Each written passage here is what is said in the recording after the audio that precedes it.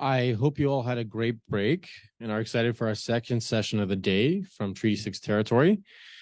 In this session, you'll hear from two movers and shakers in Alberta's energy and transportation landscape. Heather will speak to the origins and aims of Emissions Reduction Alberta, focusing on transportation-related projects that they have funded. Derek will then pull back the curtain to share how ERA funding and the City of Edmonton's willingness to innovate is shaping Edmonton's transit. In-person attendees will also have a chance at lunch to check out the City of Edmonton hydrogen bus. Heather Stevens is the Chief Operating Officer at Emissions Reduction Alberta, ERA. Heather has worked with ERA since its inception and has played a key role in transforming the organization over the past 12 years. In her current role, Heather leads teams responsible for finance, portfolio management, information technology, contract management, governance, and human resources. As a chartered professional accountant, Heather brings her extensive experience in audit and financial accounting with non-for-profit organizations, government of Alberta agencies, as well as various private and public Canadian and international companies to the ERA. Prior to joining ERA directly, Heather spent 20 years with the multinational accounting firm PricewaterhouseCoopers in both Edmonton and London, UK offices.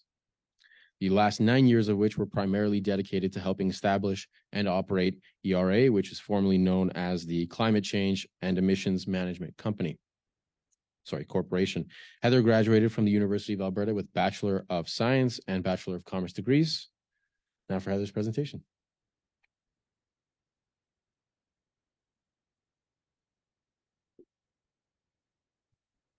Thank you for having me. I'm a bit old, so I'm actually going to put these bad boys on. So my name is Heather Stevens. It's very nice to be here. I did graduate from U of A. I'm a proud alumnus, so thanks for having me. Today, I'm grateful to come and talk about the future of transportation in Alberta, including public transit, but also including heavy freight, long-haul transport, and medium-duty trucks. I'll share a bit about our projects and our investment portfolio and how we support the entire transportation value chain.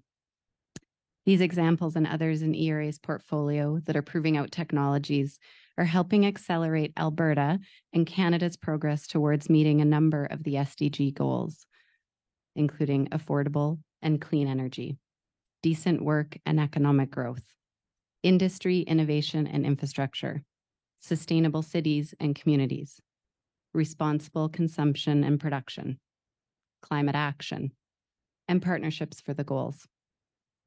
We've heard from a recent UN report that we have a lot of work ahead of us. Many of the SDGs are off track. Progress on climate change in particular is falling short. Included in one of the report recommendations is improving national and subnational capacity, accountability, and public institutions to accelerate SDG progress, which is very well aligned with the work that we do at ERA on behalf of Alberta.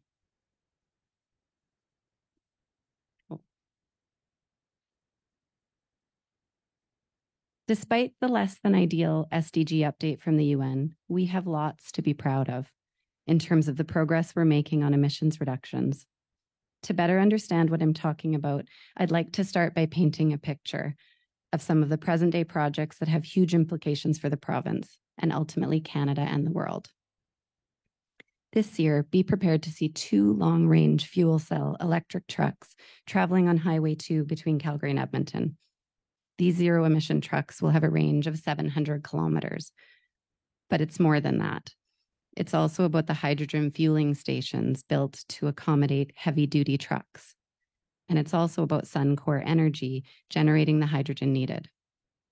Hydrogen technology is key to innovating the commercial transportation sector, and this project serves as a blueprint for moving cargo without burning a drop of diesel.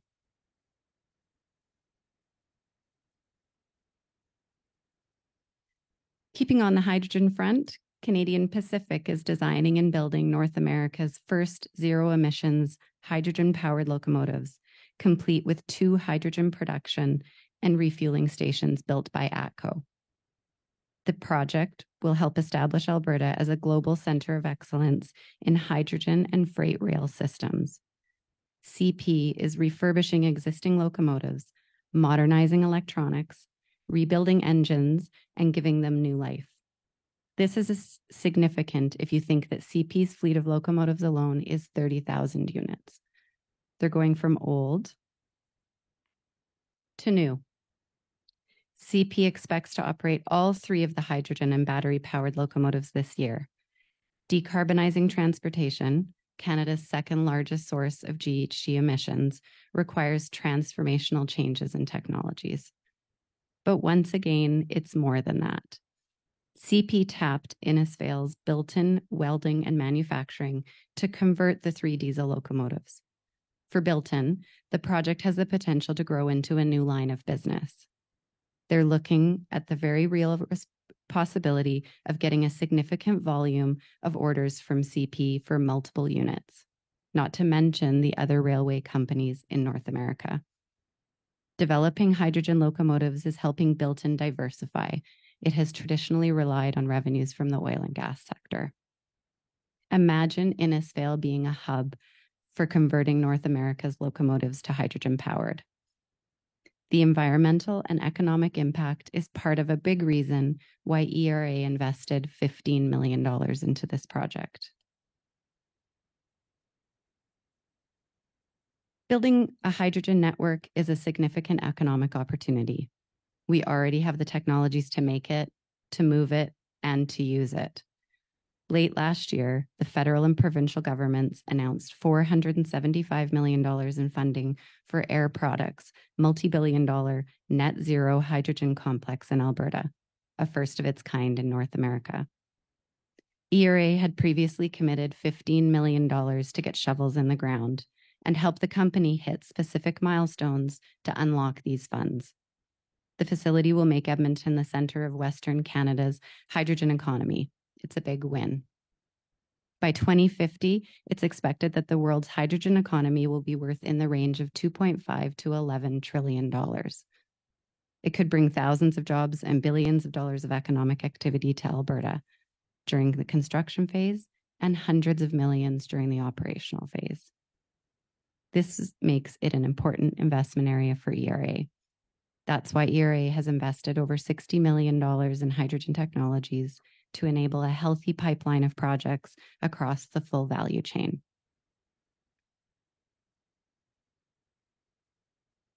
So there's our fancy bus. And I know Derek is going to elaborate more on this project, but ERA is excited to support the City of Edmonton's hydrogen bus project. It starts with the buses, but we're looking at many things beyond that. Assuming a positive experience, this initiative will increase demand for hydrogen and support the deployment of economic viable fueling stations and distribution systems in the province. The project will monitor the performance of the hydrogen buses and compare that with diesel, compressed natural gas, and battery electric alternatives. This is important. The lessons learned from the project will be actively shared with municipalities and transit organizations across the country. I can't emphasize that enough. Knowledge sharing is a significant benefit of our funding. We all learn so we can grow together to solve the global climate challenges.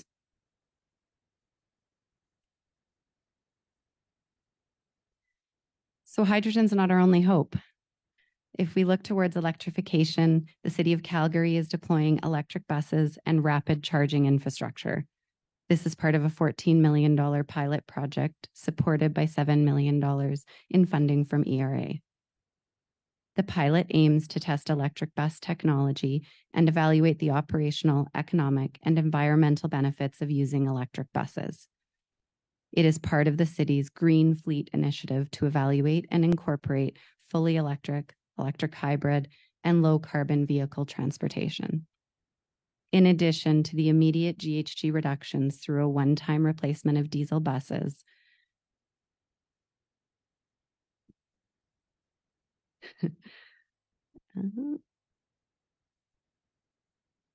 sorry, I've lost my page here. The project will also build capacity to continue and transition electric buses into the transit fleet on an ongoing basis. In fact, in February, the Canada Infrastructure Bank granted the City of Calgary a $165 million loan to replace 259 diesel buses with electric ones by 2027. This is part of the city's climate strategy, which aims to achieve net zero emissions by 2050. And back here in Edmonton, the City of Edmonton is working with eCamion to reduce barriers for electric bus adoption. They're working to pilot a high-powered centralized charging solution for electric buses with low impact on the electric grid and greater efficiency.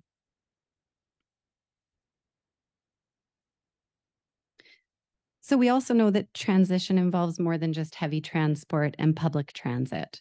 ENMAX is the first utility in Canada to pilot medium-duty electric fleet vehicles.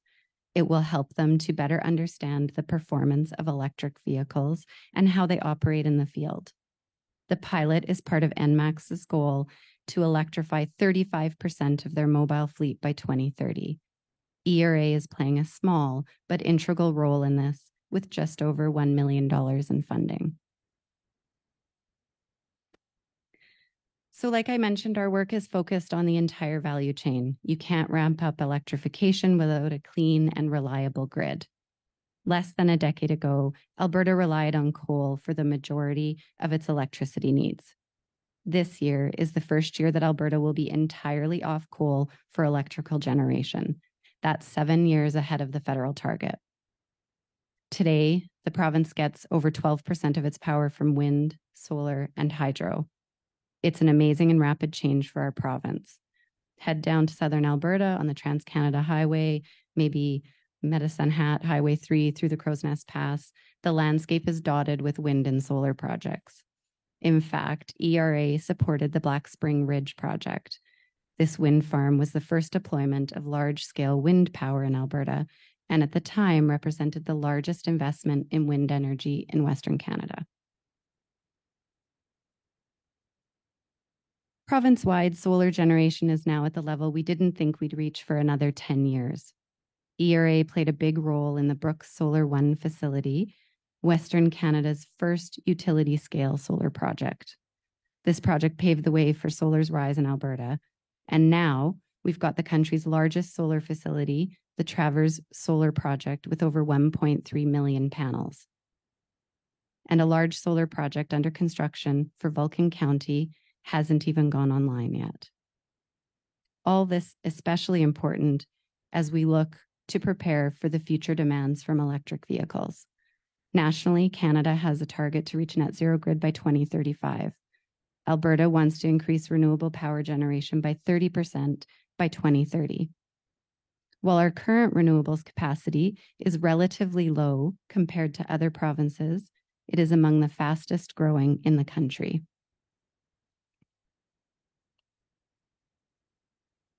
Energy storage is going to be critical in the years ahead. It can both stabilize the grid and prevent curtailment of renewables by storing the power generated for when it's needed. It's important to note that critical minerals used in battery storage are in an area of strategic focus for Canada and Alberta. Alberta companies are exploring ways to extract critical minerals from oil sands waste to create a more sustainable supply chain. Suncor is developing Canada's first vanadium recovery facility at commercial scale with ERA support. This will help meet the expected demand.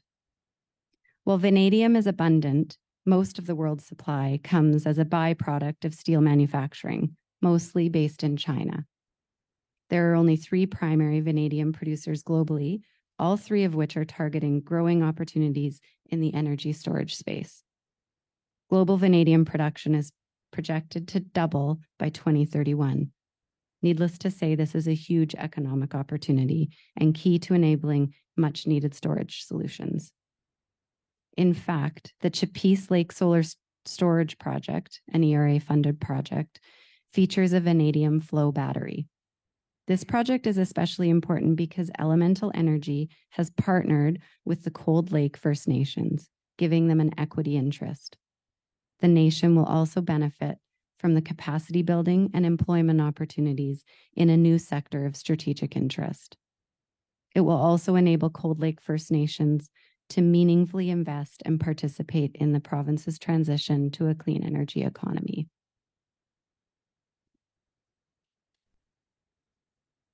If we look at decarbonizing industry, CCUS will play a key role. CCUS not only plays a role in reducing emissions from existing industries, it's integral to developing clean hydrogen. Again, our eyes are on the entire value chain. The UN has called for scaling up of CCUS. The International Energy Agency highlights its important role in getting to net zero. Banks, think tanks, and governments around the world have publicly supported CCUS. And Alberta is a leader in this space. As a province, Alberta has committed almost $750 million to support numerous programs for research, development, and commercialization of CCUS technologies. It has also created a strong regulatory environment to facilitate the development, including the allocation of designated pore space for permanent storage.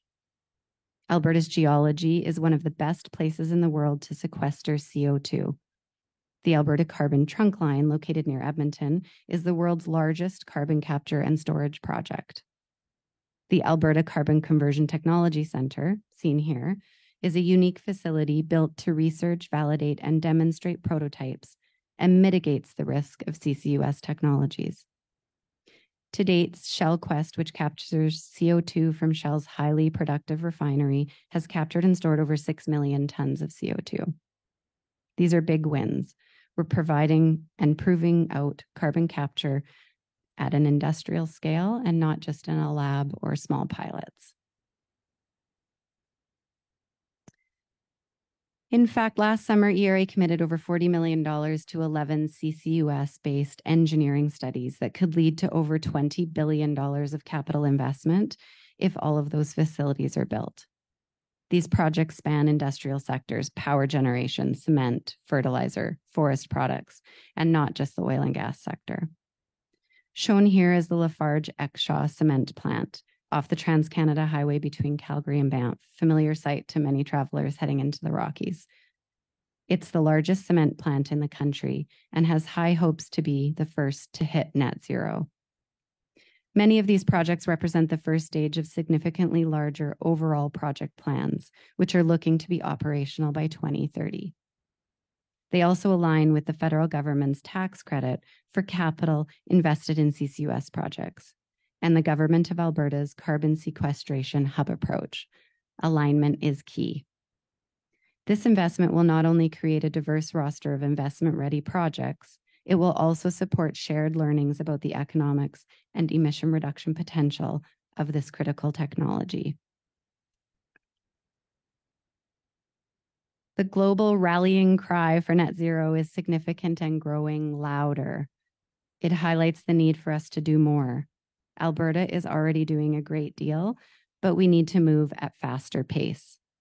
We cannot close the gap between our reality today and our aspirations for what is possible without developing and deploying technologies that both manage our emissions and add value to our economy.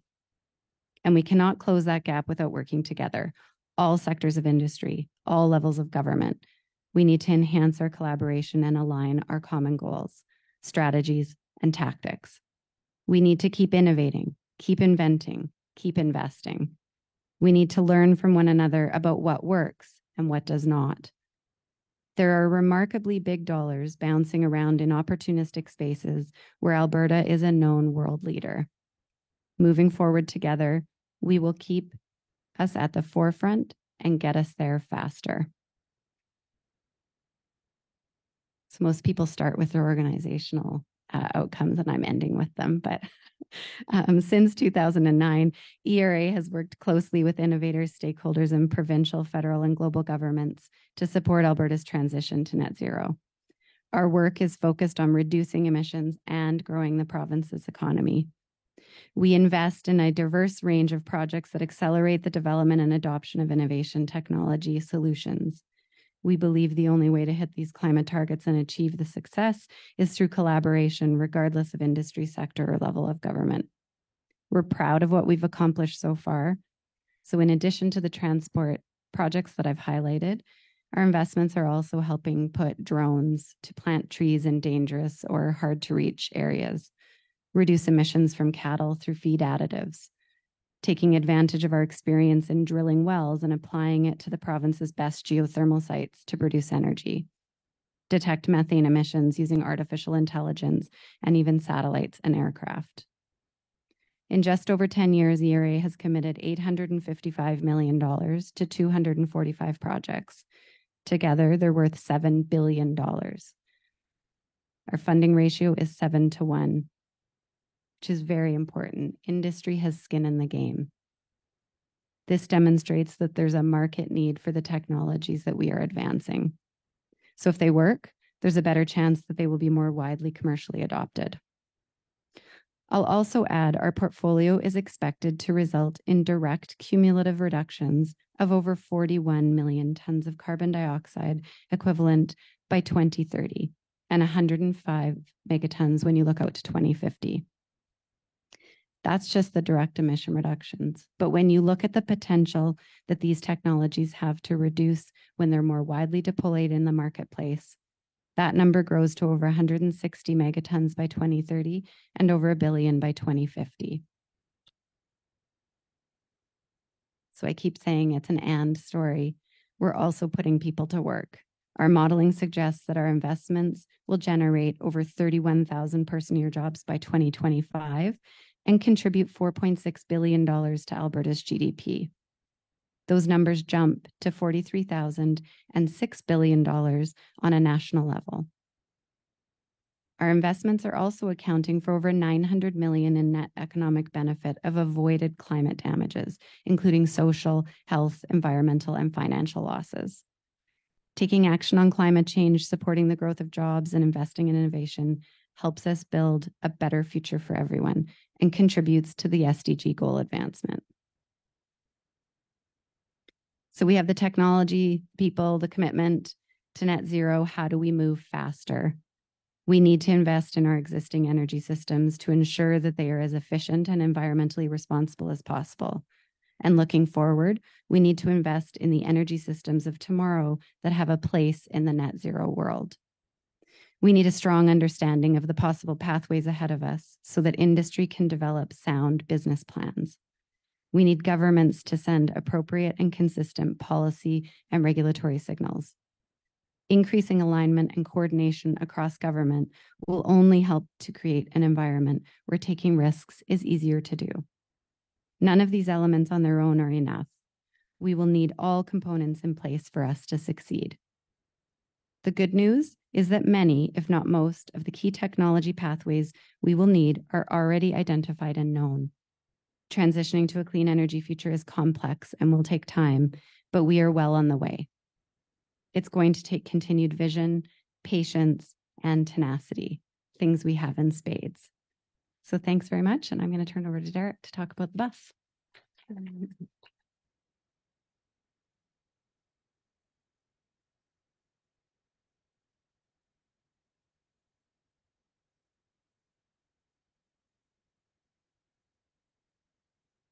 Thank you, Heather. Let's switch gears now to learn a little bit more about the amalgamation of funding and innovation that's catalyzing Edmonton's transit. Derek Hansen is the Director of Transit Fleet Maintenance at Edmonton Transit Service, ETS. Derek is an accomplished leader with over 10 years of experience in the public sector after spending more than a decade in the energy sector. He's the project lead for the Alberta Zero Emission Hydrogen Transit Committee, the vice chair of QTRIC's Zero Emission Bus Committee, Ontario Public Transit Association Zero Emission Bus Vice Chair and Intergovernmental Advocacy, and a member of the CUTA Maintenance Subcommittee. Derek is dedicated to developing competent leaders and inspiring creative and engaged workforces, and has extensive strategic experience in the areas of energy, life cycle planning, emissions reduction, and fleet conversion. Welcome, Derek.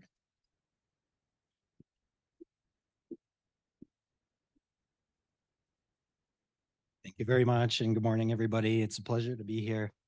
I have to admit, I'm a bit nostalgic this morning, as I'm also a University of Alberta grad. Hi, Emily.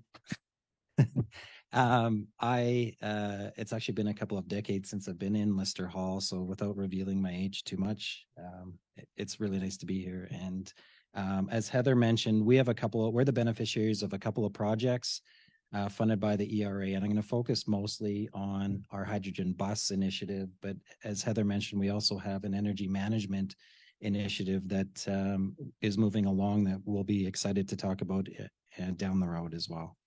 So first of all, I guess I'm going to talk about the City of Edmonton's hydrogen initiatives, and I'm just one of many people that are working on this cross-functional integrated program. So we all know about where we are in Edmonton, and I'll just maybe cover a couple of points that we're planning our fleet and our conversion and growth strategy around the idea that Edmonton could be an epicenter of up to 2 million people by 2040. So in terms of how we're planning our facilities and transit, we're keeping those numbers in mind. I'll be showcasing today our public transit hydrogen transition program. And in terms of our system right now, we cover 125,000 kilometers every day and over 45 million rides a year. It's enough to make a trip to the moon and back 58 times. Our system today, we have over 1,000 buses, which includes 40-foot buses, 60-foot articulated buses, 30-foot community service buses, and paratransit cutaway buses. So this kind of highlights the fact that the city's been on a journey to address our carbon emissions for a while now from a policy and operations perspective. So our transit journey in terms of decarbonization started around 2019 with the purchase of our first 20 electric buses. And then they went into service in August of 2020. And similarly, at that time, the City of Edmonton adopted our city plan, which was our transportation and municipal plan that solidified our commitment to climate resilience with our goals to increase the number of trips taken by transit, foot or bike. And then in 2021, we implemented our bus network redesign. Based on extensive engagement, we developed our new bus network to better serve Edmontonians. So we started rethinking the way that we deliver transit in Edmonton. And that same year, we received federal funding for an additional 20 new electric buses, which then brought our fleet to 40. And we also began a project with Emissions Reduction Alberta to purchase 2 hydrogen fuel cell electric buses and put them into revenue service. And we're excited that we're getting really close to putting those 2 buses into service. And we've got one that we'll be able to check out today that's out in the parking lot right now. So those buses arrived mid last year. And again, last year in 2022, we received our final 20 battery electric buses, which brought our battery electric fleet to 60. So we now have one of the single largest battery electric bus fleets in North America. And we also submitted to the federal government for funding for a new transit garage. And we released an RFI to industry for a hydrogen fueling station. And just in April of this year at the Hydrogen Convention, we released an RFP to go to market for a hydrogen fueling station. So I'll be talking about these initiatives going forward here. To understand how we got to our hydrogen buses, we have to take a step back and take a look at our program objectives with the city. So we started creating our GHG reduction plan and meeting the goal of being carbon neutral by 2040. And with our journey to 2040, we needed to help understand what it takes to do a fleet conversion to meet those goals. Obviously, service and service to the public is our primary goal. So what does that mean to transition a fleet, and how do we plan with those outcomes in mind? We had to consider the infrastructure considerations, looking at what is required. The bus is the easy part, and everything in the background and supporting the electrical infrastructure, charging infrastructure, fueling infrastructure is really where a lot of those hurdles come into play. We had to take a look at the operational impacts. So what does it mean to operate these vehicles in a northern climate? And finally, what does electrification itself mean in a northern climate? So when we get temperatures down to minus 30 degrees Celsius or minus 40. So our fleet electrification started with the battery electric buses. And again, we've got one of the most established fleets and have many visitors almost weekly coming in to view our program. We do have the benefit of having climate controlled storage. So unlike other agencies or other municipalities who have a mix of indoor outdoor parking, all of our bus fleet is parked indoors. So we have the benefit there. So we built a specific program with elements that we believe that were important to our operations. We wanted to avoid this idea of having a fleet within a fleet. So we wanted flexibility of our operations, and we didn't want to have, you know, diesel vehicles that worked on certain routes and electric vehicles that worked on certain routes, or other propulsion systems that worked on certain routes. For the benefit of the public, obviously cost control was very important. And the idea that we really wanted long range buses. So we felt range was really critical to the success of our program. We wanted scheduling flexibility. So we brought in all in-house in-depot charging, and we went away from the idea that we would build in en route charging into our program. We didn't want to have, for a couple of reasons. We didn't want to have in our climate infrastructure that could be exposed to the elements, and then, you know, potential for failure, which then impact with service and our scheduling. And then secondly, just building in charging into our scheduling. We wanted to go away from that. We felt that time was money, and we really wanted a propulsion agnostic operation. So going back to the idea of not having a fleet within a fleet. We ended up being the first in North America to have a seamless garage operations with in-depot charging, and we went vertical. So our charging mechanisms are not plug-in; they come from the roof down, and they're we call them pantograph chargers. So we built this design into the design of our new facility at Kathleen Andrews, which is on Fort Road and just north of the Yellowhead. So what did we learn? Again, we're referring back to meeting our GHG emissions targets on time. So we're looking at the speed of our transition and goals set out with our GHG plan and conversion program. And will we be able to convert our fleet fast enough? Again, we have, with a fleet of 1,000 buses, that takes a significant capital investment to renew these vehicles, replace diesel vehicles with other propulsion systems. We had to take a look at the infrastructure considerations as well, and there is a significant investment in infrastructure to support this. We needed to look at the footprint required. And so if any of you have been to Kathleen Andrews, or if you haven't, I guess I can say that there's a very large portion of that garage dedicated to the electrical infrastructure to support the charging infrastructure. And so to retrofit a regular garage is actually quite an endeavor to do so. Second, we have to look at the grid capacity, and we've got a 2 megawatt feed of energy into Kathleen Andrews facility, and which allows us the capability to have 50 battery electric vehicles there. But with that 2 megawatt feed, we can only charge 14 buses at a time. So that has operational impacts in terms of how we cycle those vehicles out when each bus needs to be charged for 3 hours or longer. And then moving on to how we were going to achieve our program outcomes. So we were looking at the range of the vehicle, and now we've had a couple of winters to test our battery electric vehicles. We are seeing the impacts of cold. And I would say one of the main reasons that's being impacted is the battery thermal system itself on the batteries. The energy required to keep the batteries warm in a cold climate is reducing the range on the vehicles. And we're working through a number of initiatives to mitigate that, but we're still not at meeting our program objectives in terms of range right now. So, which then we started to evaluate this idea of having a propulsion agnostic system and creating a fleet within a fleet. So having 60 battery electric buses within our fleet out of 1,000 is certainly manageable right now. And we do expect that technology would advance. And we never thought that this would be an easy transition. But it does, force you to look at your fleet size and then the labor pool to cover off doing the same amount of work. And then ultimately the tax levy implication. So if we need to purchase more vehicles then to support the same amount of service, that's something that needs to be considered.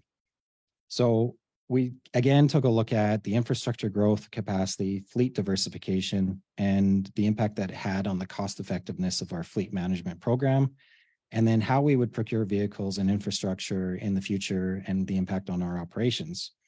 So what we've experienced so far has not checked all of the boxes, but again, this is a work in progress, and being an industry leader, we expected that we'd have some bumps in the road as we work through this journey.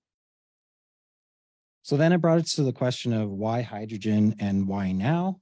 And it's interesting because there is an emerging hydrogen economy in the Edmonton region. So we believe Edmonton's uniquely positioned to be a global distributor of hydrogen, and the city of Edmonton is focused on supporting this transition. So we're good at emerging markets. We've been through this, the boom and bust in Alberta in the energy sector before. We're not foreign to how to handle, and we've actually been producing hydrogen in the region for quite some time, and we have expertise in this area through the petrochemical sector. So again, we believe we're uniquely positioned to be a leader in this space. Furthermore, the evolved technology in the hydrogen sector. So there has been advancement of fuel cell technology. And essentially, the fuel cell bus that's here today, it's a battery electric bus, but it's got the fuel cell on it, which acts as an on-site energy generator and continues to charge the battery rather than bringing it back to the depot and using your top-down pantograph chargers. It's charging while it's on the road. And so it's got an electric drivetrain. Again, you don't have an internal combustion engine like you would on your diesel vehicles.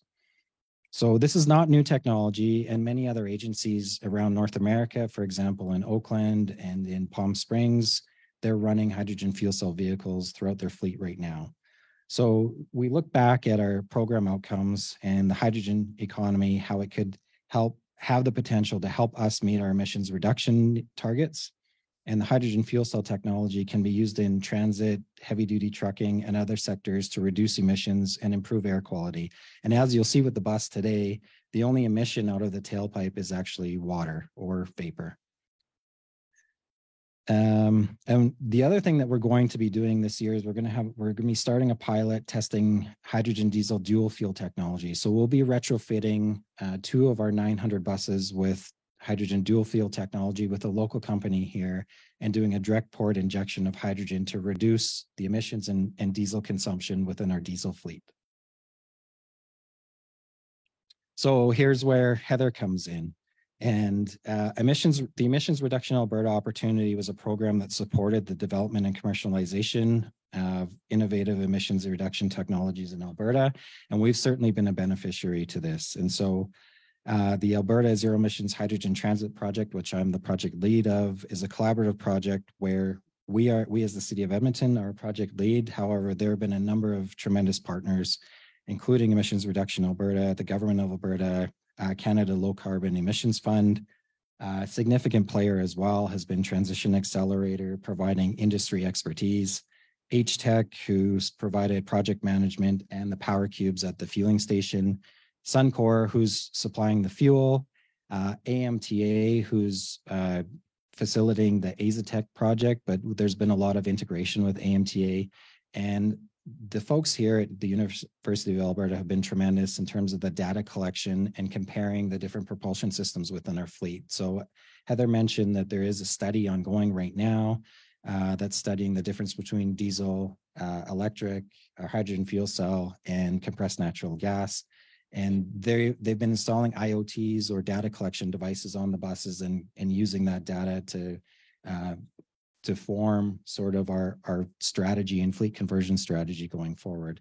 And there are a number of other groups that are here, including Dr. Grise that's also doing some work with us. So New Flyer, the New Flyer bus, and Ballard, who provides us fuel cell, and of course our transit operations, ETS, and in Strathcona County, City of Calgary, and Banff Rome Transit. So this project involves the demonstration of 2 hydrogen fuel cell electric buses that, again, we're planning to go into revenue service here this summer. And the funding that was approved for this project was just over $4.6 million through ERA's Shovel Ready Challenge. And it will help us develop a zero emissions fleet transition plan through these 4 public transit agencies.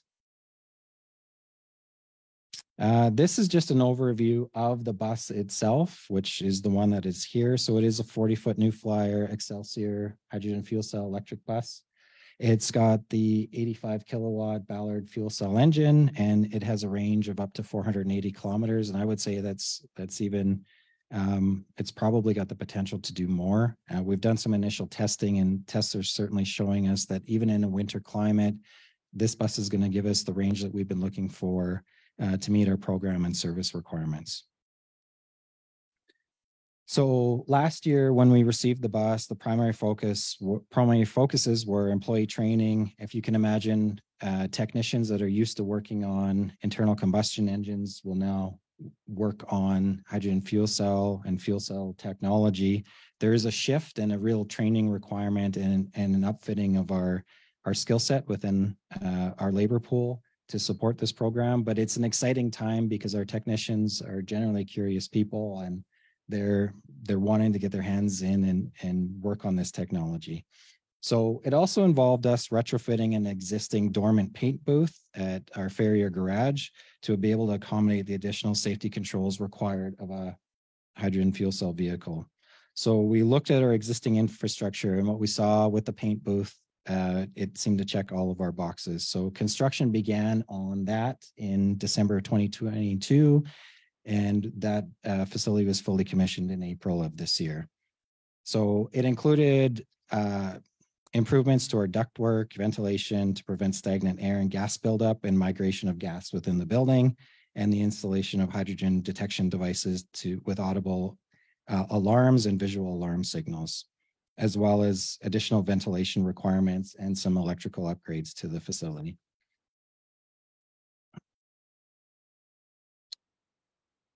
So this next slide just kind of walks through some of the routing that we did and the collection dates. And this is from the research team at the University of Alberta here. So we've been having the hydrogen fuel cell bus follow a battery electric bus. And you'll see on the far right, the bus operating with sandbags. So we're really trying to emulate the bus being full of passengers and how that would impact or look at the bus in revenue service. And I can say on those dates this year, we got temperatures down to -20 degrees Celsius. Again, the nice thing for us is we've got a third party at the University of Alberta that's providing this, collecting and providing this data. So this isn't something that we would then bring to council as, you know, internal data collection, but it's actually a third party which kind of validates everything that we're seeing. This is really nice. If you can look at the TFC, or the total fuel consumed, it's 8.58 kilograms, and the total hydrogen fuel storage on the bus itself is 37.5 kilograms. So to get nearly 100 kilometers on that amount of fuel, that's showing us that we're going to get over 400 kilometers of range with the bus, which is, again, going to meet all of our program needs. This is just some more data on the total fuel consumption. And then what was interesting as you look at this slide is the actual kilowatt hour usage, or the energy usage, is actually the least on the hydrogen fuel cell bus compared to a battery electric bus versus a diesel bus. So we're really excited about this initial data that we are seeing. So where does that leave us now, and how do you transition our fleet? So our ultimate goal eventually will be to energize buildings with hydrogen, but for now it all starts with a three-pronged approach focusing on public transit, which is our fueling station, fleet conversion, and the new transit garage. So we really feel that the fueling station is a cornerstone to our transition plan in terms of creating the volume, and we believe volume dictates the speed. With this RFP and our future hydrogen fueling station, we intend to have public and private access. So we will be supporting long haul trucking or private industry as well. And our goal is to build up demand. And it's easy to say yes when you've got the infrastructure in place. And we're looking at having a guaranteed supply to provide that supply to the other side of the fence, or private public industry. The location of the station is at Centennial Garage, which is in the southwest of the city, just off the Anthony Henday, and we really believe that's a primary location given the pipeline infrastructure in the facility that's in the area of Centennial Garage, and the proximity to the Anthony Henday, where we believe long haul trucking can access that fuel as needed. So we're in search of a partner, someone interested in building out the hydrogen economy. And we understand this to be over $1 billion program. So our RFP actually will close later this month, and we've had a number of conversations with the different vendors that are interested. So we're looking for vendors to provide an end-to-end fueling station solution to build, operate, and maintain. And it will be up to them to provide the hydrogen to us, and then we will then make fleet conversion plans to scale up our fleet using that hydrogen. This gives you an idea of where we're going with our fleet and some of the concerns that we have in terms of replacement. And so we've got, 440 vehicles that are going to be at end of life over the next 4 to 6 years. And so it's going to take a significant capital investment to replace those vehicles. At Centennial Garage, we've got 250 buses there, and that's where we're going to look to convert our fleet into the hydrogen sector. And then a new transit garage will have up to 400 buses, and that shovels will go into the ground this budget cycle, so between 2023 and 2026, and we expect to be operational sometime in 2027. And in terms of the hydrogen demand to support this, we would be looking at over 20 tons of hydrogen per day, which is significant. This is just a brief overview of what our transition is in terms of our facilities. And so in the middle on the far right, this would be the new transit garage that's going to be built by 2027. And then ultimately we'll have a fully electric diesel garage, fully electric hydrogen garage by 2050. So the one that's going to be built in 2027 will ultimately be that as well, but we'll have some diesel buses in there for a period of time as we transition out our fleet. So you've probably put together that there are many opportunities we consider in the hydrogen sector with this energy far beyond transit, but we really feel that transit is the driver to be leaders and investors to quickly see the potential and benefits of clean energy conversion. And although we are just starting with 2 buses, imagine the impact that this could have on the city and other cities with fleets of 500, 900, or even 2,000 buses that are running off the byproduct of water. But we know that time is of the essence, and we need to build the market availability. We need to evaluate growth and sequencing and future stations and future-proofing ourselves, and important to have access to the fueling site to allow us to transition, and ultimately having pipelines of hydrogen into our facilities. So with rising electricity rates, fuel costs, and the global conflict, there's an unprecedented demand from European markets that is only going to continue to grow. And we see an incredible transformation and capabilities in terms of job creation, livability in the Edmonton region, and what that means for overall city, province, and country. This could be the largest game changer that we might see in our lifetime, and it's all starting with public transit. So I wanted to thank you all today, and happy to be here.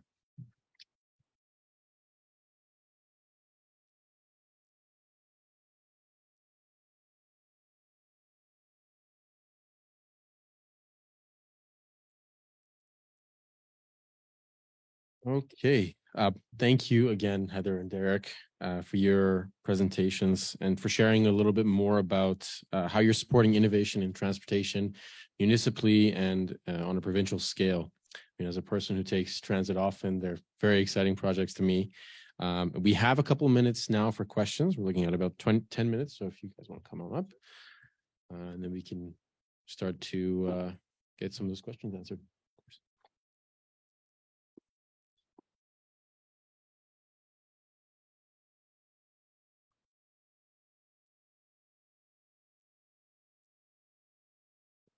Hi, thank you. Thanks for the interesting presentations. I'm curious about for both Emissions Reduction Alberta and the City of Edmonton around some of your metrics of success, your key performance indicators for environment, social governance, and particularly, of course, I think we'd understand there's probably a lot of environmental KPIs in there. I'm coming from the international development sector. Mineral extraction globally for battery storage, is driving huge social issues from Congo to Latin America to meet the demand for battery, the components that make up batteries, battery storage, et cetera, like this. Supply chain issues, of course, are huge, and it's a key indicator of the SDGs as well. We know we can't, we have to tackle all together. And so I'm curious from Emissions Reduction Alberta and the things you're investing in, as well as the City of Edmonton in these areas. Are you able to, or what kind of indicators around social and supply chain for the components that go into the the bus, the batteries, all of those things that, obviously we're leading this in Alberta, but what are we missing, and what do we have to keep an eye on, and what challenges there are in monitoring that supply chain from your perspectives? Yeah, great question. I think the big thing is there's a huge opportunity for Canada and particularly Alberta to lead in this space and sort of lean into the resources that we have.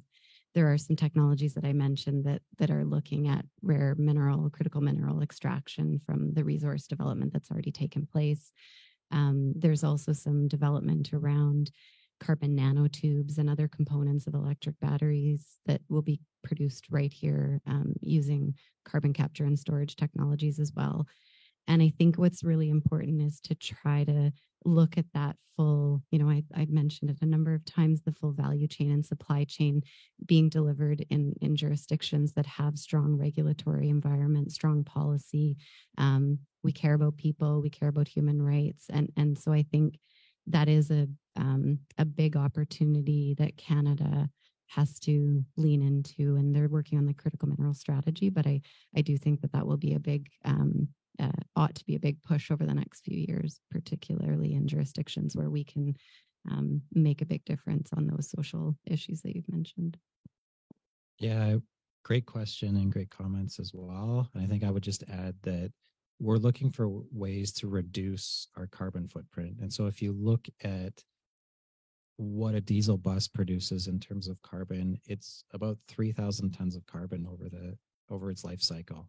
And so we can essentially eliminate that from an emissions perspective, bus emissions perspective only, right? And you're talking about full value chain here, and where do the batteries come from? And certainly there's a lot of debate around what's truly green, and even where the electricity is coming from. And Heather spoke to a number of initiatives in Alberta in terms of we used to get electricity solely reliant on coal. And so where we're digging up the battery, where we're getting the technology for batteries, lithium-ion batteries, things like that, we're mindful of that.